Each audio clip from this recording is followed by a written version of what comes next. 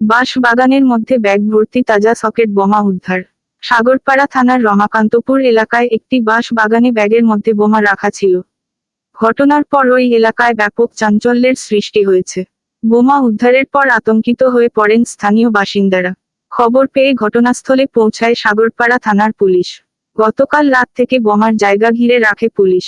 এরপর আজ দুপুরে বহরমপুর থেকে বোম স্কোয়াডের টিম এসে বোমাগুলো উদ্ধার করে একটি বাগানের মধ্যে নিষ্ক্রিয় করে। মোট 5টি তাজা সকেট বোমা উদ্ধার হয়। স্থানীয় বাসিন্দারা জানান, এই বাগানের মধ্যে দিয়ে সাধারণ মানুষের মাঠে যাওয়ার রাস্তা রয়েছে। সব সময় মানুষ এই রাস্তা দিয়ে যাতায়াত করে।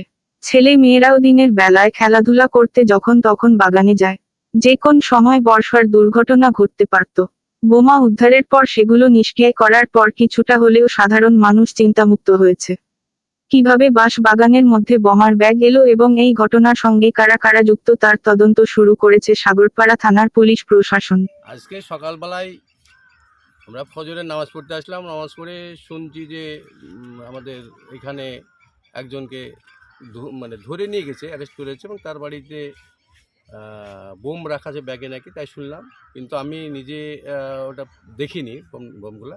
তো শুনলাম না বোম আছে। পরস্পর গাড়ি আসলো, গাড়ির থেকে এসে ওনারা সেই বোমগুলোকে নিষ্ক্রিয় করার জন্য গর্ত খুঁড়ে সেই গর্তে আবার রেখে রাখার পরে সে বোমগুলোকে নিষ্ক্রিয় করা হলো।